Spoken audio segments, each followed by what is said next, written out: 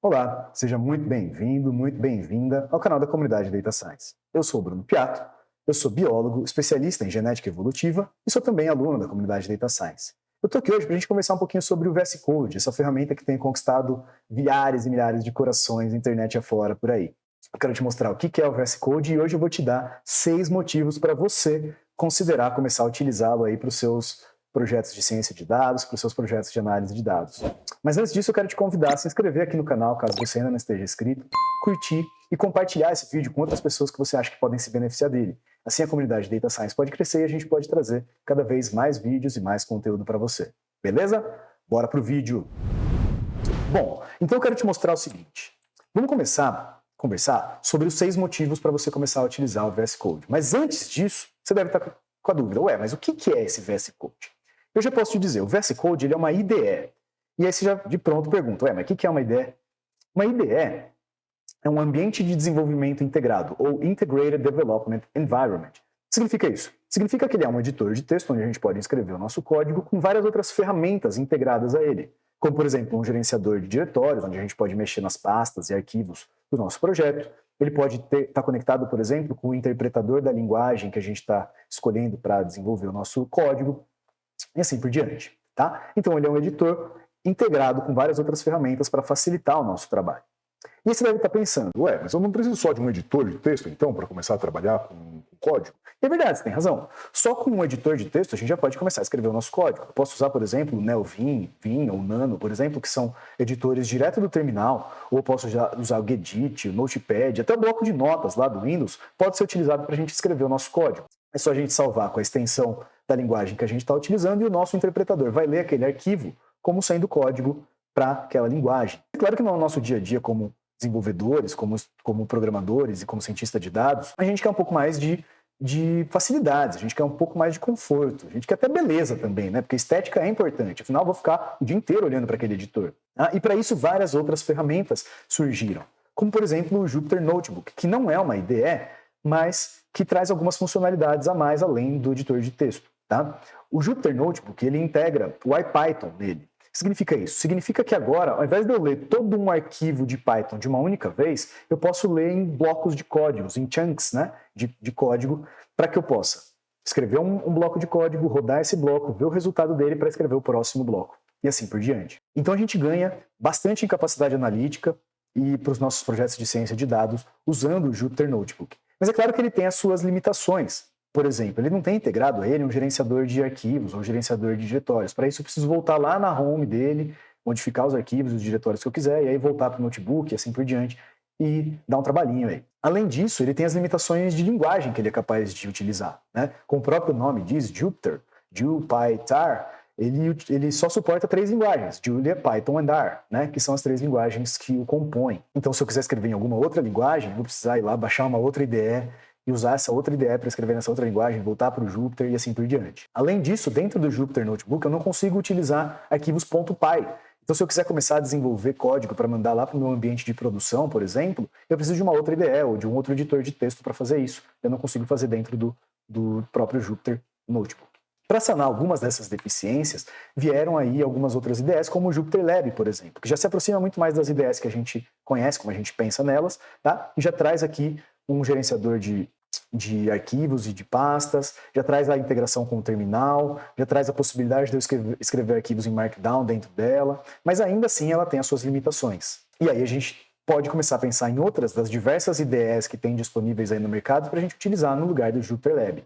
E uma das melhores IDEs que eu recomendo para você é o VS Code, que é, portanto, uma IDE. Mas antes de eu começar a te mostrar os 6 motivos pelos quais eu acho que você deveria começar a experimentar o VS Code como o seu editor padrão aí de texto e de código, eu quero te mostrar o que é o VS Code, né? Então, eu vou abrir ele aqui, tá? Eu acabei de instalar ele tem essa carinha, ele já me dá uma mensagem de bem-vindo aqui, ele me dá algumas opções, como, por exemplo, criar um novo arquivo, abrir um arquivo existente, uma pasta, clonar um repositório Git, e aí você já começa a perceber que ele tem uma integração com o Git, tá? Ele já me mostra aqui um GitHub Copilot, então você já percebe que ele tem uma integração com o GitHub também, mas eu não vou fazer nada disso e vou fechar aqui o bem-vindos para a gente ver como é a cara dele crua, tá? Ele tem lá em cima uma barra de ferramentas com arquivo, editar, seleção e assim por diante. Do lado esquerdo aqui, eu tenho um explorador, um pesquisar, um controle de código-fonte de Git, eu tenho um executar e depurar, eu tenho extensões, aqui embaixo eu tenho contas e um gerenciador de perfis. Tá? Para que a gente possa começar a trabalhar com o VS Code, eu vou abrir uma pasta aqui que eu deixei ela pronta para a gente utilizar. Eu poderia vir aqui em arquivo, abrir pasta simplesmente, ou eu posso vir aqui no meu explorador de código, né, meu explorador de arquivos, e abrir pasta. Ele vai me abrir um explorador aqui, eu venho em repos, que é onde eu deixei a minha pasta teste, para que a gente possa começar a utilizar, e vou clicar em abrir. Tá? Eu vou aumentar um pouquinho aqui a letra para que fique mais fácil da gente visualizar o que está acontecendo. Bom, aqui eu tenho o conteúdo da minha pasta teste, que eu deixei salvo para a gente. Tem outras pastas, eu tenho um arquivo img.png, um readme, um requirements, e se eu quisesse começar a editar alguns desses arquivos, basta eu clicar no requirements, por exemplo, e ele já abre aqui para que eu possa começar a editá-lo. Se eu quisesse editar o readme, mesma coisa, clico aqui e começo a editar o meu readme. Mas eu não vou fazer nada disso por enquanto. Eu vou fechar isso daqui, e aqui a gente já tem a primeira carinha do nosso VS Code, para você ver que ele é um editor de texto, ele é uma IDE relativamente simples. E agora eu quero te mostrar o nosso primeiro motivo, tá? Que é justamente as extensões do VS Code. O VS Code conta com milhares de extensões que podem ser utilizadas para ampliar a sua capacidade. Ou seja, ele é uma ideia relativamente simples.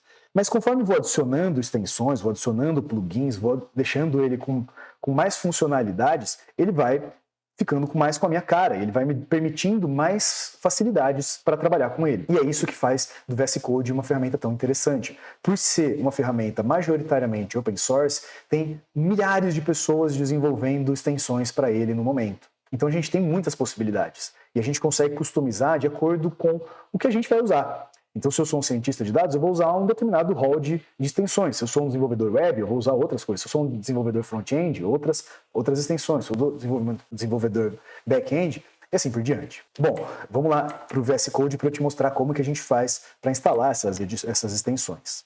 Tá? Se eu voltar aqui para o meu lado esquerdo, eu volto para o explorador, pesquisar, controle de código-fonte, e aqui embaixo eu tenho extensões. Vou clicar nisso. Cliquei aqui. Tá? Primeira coisa que eu vejo é que eu já tenho uma extensão instalada, que é essa extensão Portuguese. Justamente porque eu instalei ela para que a nossa interface gráfica fique em português. Então, eu tenho aqui mostrar todos os comandos, tenho aqui arquivo ao invés de file, editar ao invés de edit, e assim por diante.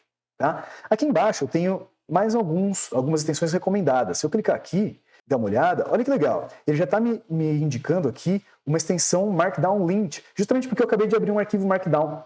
Como eu abrir um arquivo Markdown, o VS Code já identificou isso e ele já me recomenda, olha, se você quiser trabalhar com Markdown mais facilmente, instala essa extensão aqui que ela é legal. Eu tenho uma extensão para Vim, que é aquele keymap, né, o mapeamento de teclas do Vim, clássico, para quem gosta. E eu tenho aqui um Git Lens, por exemplo, que aumenta as capacidades do Git. Por enquanto eu não vou utilizar nenhuma dessas extensões, vou deixar aqui fechadinho. E eu quero que você note aqui, ó, essa caixa de pesquisas de extensões no Marketplace. Isso porque as extensões elas ficam todas nesse Marketplace, nesse único local que guarda as extensões do VS Code. Quando a gente vai começar a trabalhar num projeto de ciência de dados, normalmente a gente escolhe uma linguagem que a gente vai utilizar.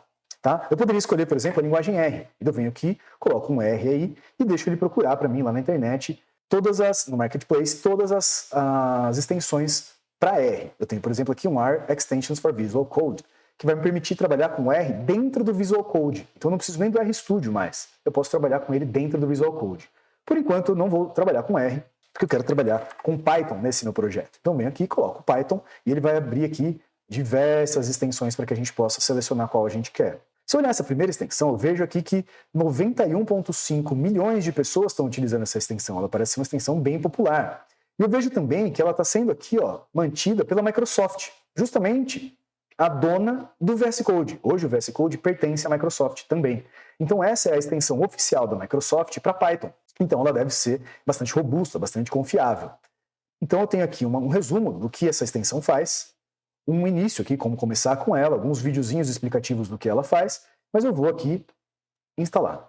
Espero alguns segundos para que ele acabe de instalar e assim ele já abre um menu para mim. Olha, tem algumas opções, como por exemplo, criar um arquivo Python, criar um ambiente do Python, executar e depurar um arquivo Python e assim por diante. Eu vou criar um arquivo Python para a gente ver o que acontece. Assim que eu clico aqui, abre aqui na minha direita um editor de texto. Vou fechar aqui minha aba de bem-vindo. E nesse editor de texto eu posso começar a escrever meu código, que já está sendo reconhecido aqui como pertencendo ao Python. Eu posso colocar lá, por exemplo, um print hello world, por exemplo. E para rodar isso eu preciso dar um Ctrl S para salvar o meu código, vou chamar ele de teste.py, vou salvar aqui, pronto, já está salvo. Eu posso vir aqui no meu botão de play aqui, de executar o arquivo do Python, e vou clicar para que ele rode o meu arquivo. Ele já identifica onde está o meu interpretador Python, e ele já identifica também onde está esse arquivo, e já roda, mostrando para mim aqui a saída. Eu poderia colocar uma outra coisa aqui, um print, seja bem-vindo à comunidade DS. E mais uma vez, vou salvar meu arquivo com Ctrl S e vou rodá-lo novamente. E aqui eu tenho um Hello World, seja bem-vindo à comunidade DS. E aí eu posso começar a trabalhar com arquivos Python dessa forma. Mas é claro que nos nossos projetos de ciência de dados, normalmente a gente usa o Jupyter Notebook na maior parte das vezes, na maior parte do tempo. Então eu vou fechar esse arquivo Py. Eu vou abrir aqui um Jupyter. Vou procurar nas minhas extensões no Marketplace as extensões de Jupyter. E veja que eu tenho várias mais uma vez, tá? E, de novo, eu encontro essa daqui que é da Microsoft, ou seja, é a extensão oficial de Jupyter, tá? Usada por 68 milhões de pessoas. Clico aqui, ele vai me dar mais uma vez aquele resuminho aqui embaixo com algumas imagens, e ele me dá um pacote de extensões que ele vai adicionar, ele vai instalar o VS Code além desse pacote que eu estou instalando, além dessa extensão que eu estou instalando, tá? Ele vai instalar o Jupyter Keymap, que está aqui, o Jupyter Notebooks Renderers, que está aqui, o Cell Tags, que está aqui, e os Jupyter Slideshow, que está aqui. Então eu vou lá, vou instalar.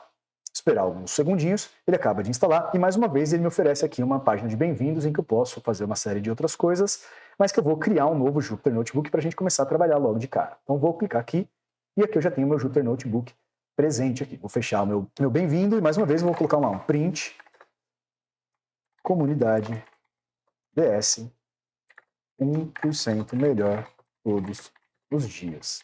E aí eu vou rodar isso. Eu posso rodar isso clicando aqui no botão de executar a célula. Tá? Ele vai me pedir qual que é o interpretador que eu quero o Python 3.11.4, que eu instalei na semana passada usando o PyEnv. Ele vai rodar para mim e vai dizer comunidade Data Science, 1% melhor todos os dias. Eu ainda não salvei meu arquivo, vou salvar, Ctrl S, vou chamar ele de teste.ipynb, porque eu estou muito criativo hoje de novo, e está lá salvo meu arquivo aqui. Vou rodar isso novamente, eu poderia colocar um outro print aqui, por exemplo, sei lá, eu posso dizer se inscreva no canal. E vou dar aqui, mais uma vez, rodar a minha célula, e tá lá, se inscreva no canal, e assim eu posso começar a trabalhar no meu Jupyter Notebook também, além dos arquivos .py. Beleza? Vou fechar isso daqui, e agora eu quero te mostrar o seguinte, tá, mas eu não gostei dessa cor aqui, esse negócio meio cinza, esse símbolo do VS Code em preto, coisa estranha aqui. E se eu quisesse mudar isso? Bom, se eu quiser mudar, posso vir aqui nessa engrenagem, no gerenciador de perfis aqui, e eu vejo aqui um temas, tá? Eu posso clicar aqui em temas de cores. E aí ele vai abrir uma aba para mim, e agora eu vou mexer nela com as setinhas do meu teclado, para que você possa ter uma pré-visualização de cada um desses temas que o VS Code já tem instalados nele. Como por exemplo aqui, ó, um escuro mais, Kimbi escuro, Monokai, posso voltar aqui para o escuro Visual Code, EBS.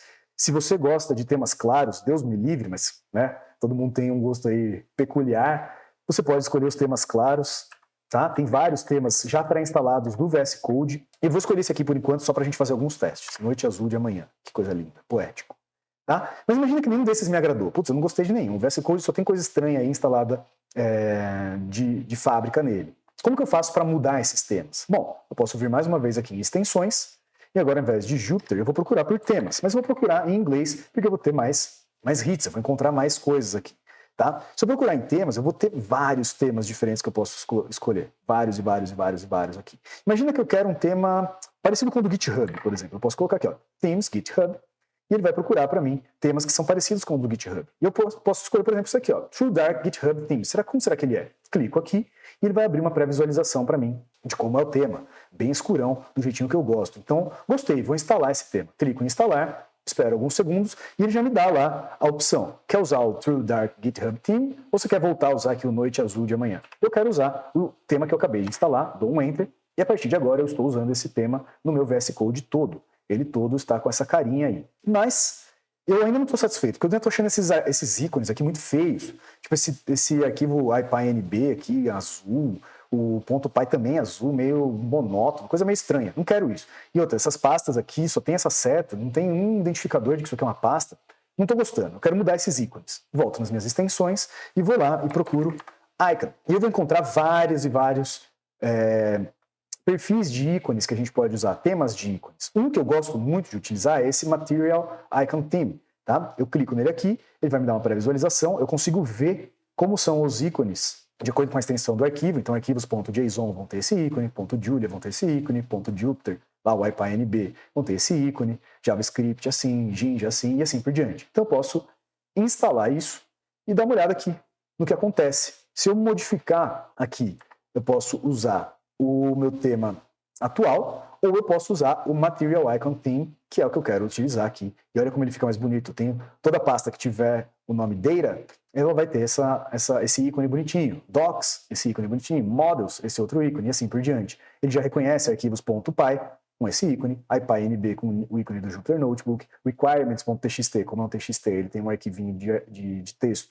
mas ele já identifica que são requerimentos para o Python e assim por diante. Muito legal. E aí a gente começa a conseguir customizar não só a parte funcional do VS Code, de acordo com as linguagens que eu vou utilizar, mas também a parte estética do VS Code, porque afinal eu vou ficar olhando para esse negócio aqui a maior parte do meu dia, que afinal é aqui que eu vou desenvolver o meu código. Então nada mais justo do que ser bonitinho, ser agradável para o meu olho, pelo menos. Tá? Então eu quero voltar lá para a gente olhar mais alguns motivos pelos quais você deve usar o VS Code. E o próximo deles é justamente os atalhos que o VS Code nos possibilita. Olha que legal. Vou voltar lá para o meu VS Code e aqui ele já mostra para mim alguns comandos, né? Ele mostra aqui, ó, mostrar todos os comandos e esse é o atalho. Acessar o arquivo, esse é o atalho. Localizar nos arquivos e atalho e assim por diante. Eu vou olhar esse mostrar todos os comandos aqui com o atalho Ctrl+Shift+P. Assim que eu pressiono Ctrl+Shift+P, ele me abre aqui uma lista de comandos, que aqui estão todos os comandos do meu VS Code. E você pode perceber que do lado de algumas delas já tem aqui um atalho que você pode utilizar para abrir aquele comando. Tá? Um Ctrl+G, por exemplo, para acessar a linha ou coluna de um determinado arquivo. Tá? Mas eu posso vir aqui e escrever atalho. E aí eu tenho em ajuda as referências de atalhos do teclado. Então eu posso ver quais atalhos eu estou utilizando. Mas eu posso vir aqui em preferências e abrir os atalhos do teclado caso eu queira editar esses atalhos. Vamos clicar aqui para a gente ver o que a gente tem. Olha que legal. A gente tem aqui os nossos comandos, o que esse comando faz. Então, abrir ajuda de acessibilidade, por exemplo. Qual é a associação de teclas, um Alt F1. Quando que isso está disponível para mim? O tempo todo. Ou não está disponível, eu preciso ativar isso, tá? Então eu preciso dar uma olhada aqui para ver quando que ele está ativo e qual que é a origem dele. É do sistema, ou seja, quando eu instalei o VS Code, ele já veio de fábrica com isso, ele é nativo? Ou será que foi alguma extensão que eu instalei, como o Jupyter Keymap aqui, que adicionou esse atalho para mim como esse S para salvar aqui, tá? Então a gente pode dar uma olhadinha em todos os atalhos que a gente tem. E com isso, a sua prática de codificação, a sua programação vai ficar muito mais rápida, porque afinal agora você pode fazer tudo pelo teclado. Isso, claro, conforme você for memorizando e decorando os atalhos que você mais utiliza. Você não precisa mais ficar tirando a mão, pegando o mouse, indo lá, procurando a setinha e tá, e assim por diante. Você pode fazer isso tudo no teclado, o que facilita demais a nossa vida. Inclusive, se você não estiver satisfeito com uma determinada associação de teclas, você pode vir até aqui, clica 2 vezes e faz uma outra associação de teclas, por exemplo, o Alt F3 aqui. E ele já me diz, olha, tem 2 comandos existentes que já tem essa associação de teclas. Você quer mesmo modificar? Se você quiser, é só pressionar Enter. Eu não quero, vou manter no Alt F1, então eu vou dar um ESC. E aí voltei para os meus atalhos de teclado. Com isso, a gente ganha muita velocidade de codificação, o que é incrível, uma ferramenta incrível que o VS Code nos permite aí, tá? Vamos olhar nosso próximo motivo, que é justamente a capacidade de sincronizar os nossos computadores. Isso porque eu posso vir até o meu VS Code, configurar ele bonitinho, instalar todas as extensões que eu mais gosto, deixar o tema redondinho, coisa linda, configurar todos os atalhos de teclado e aí eu vou dar um pau no meu computador, eu preciso reformatar o computador. Ou eu vou usar numa outra máquina e aí como que eu faço para levar tudo isso para lá? Ah, que doideira, tem que fazer tudo de novo? Não, e aí que tá. Olha que legal. Se a gente vier aqui em contas, eu posso configurar e logar na minha conta do GitHub ou da Microsoft, de modo que toda a minha configuração seja salva num arquivo JSON na nuvem. E quando eu fizer login de novo, nesse mesmo perfil, ele baixa esse JSON e a partir desse JSON ele automaticamente instala todas as extensões e todas as configurações de teclado e de atalhos para mim. De modo que eu não preciso fazer isso todas as vezes novamente. O que é uma mão na roda quando a gente acaba precisando trocar de máquina ou quando a gente formata demais o computador, que é o meu caso, eu tenho o costume de ficar formatando o computador, trocando de sistema operacional. Então, mais uma facilidade que o VS Code traz aí pra gente. E a gente pode olhar o nosso quarto motivo, que é a capacidade da gente usar o terminal de dentro do VS Code. Olha que legal. Usando, né, mais uma vez, a ideia de atalhos de teclado, eu posso ativar e desativar o terminal aqui com um Ctrl Crase. Então venho Ctrl Crase aqui, ele coloca no terminal. Ctrl Crase, ele fecha no terminal, e assim por diante. Eu posso aqui dar um Clear, e eu tenho aqui o meu terminal Linux pronto para que eu utilize. Eu não preciso nem abrir um terminal e usar Alt Tab para ficar trocando e alternando entre essas duas janelas. Eu posso usar o terminal de dentro do VS Code. Então, por exemplo, como a gente fez nas semanas passadas, dar um PyEnv Versions aqui para ver qual que é a versão que eu estou utilizando. Estou usando a versão 3.11.4. Eu posso, por exemplo, usar aqui um comando git, e eu posso usar o git de dentro do meu terminal, tá? E todos os comandos dele estão aqui. É claro que existem outras formas da gente usar o git de dentro do VS Code, mas isso vai ficar para um próximo vídeo, tá? Eu posso usar, por exemplo, um mkdir new aqui, criar um novo diretório, um novo diretório que acabou de ser criado aqui. E eu tenho à minha disposição o terminal de dentro do VS Code sem que eu precise ficar saindo dele. Eu posso usar um pip install, por exemplo, instalar minhas bibliotecas e assim por diante. O que é uma mão na roda mais uma vez. Bom, feito nosso quarto motivo, vamos para o nosso quinto motivo. A gente já resvalou um pouquinho nele, que é a capacidade que a gente tem de utilizar múltiplas linguagens simultaneamente. O que significa isso? Significa que eu posso, deixa eu fechar meu terminal aqui, significa que eu posso usar várias linguagens ao mesmo tempo dentro do VS Code. A gente já fez isso como? Quando eu abri o meu arquivo .py e o meu arquivo IPyNB ao mesmo tempo. Eu posso ir alternando aqui. Eu posso fazer minha análise aqui no notebook, voltar para cá, copiar o código para cá, porque esse daqui vai ser o código que vai lá para a produção,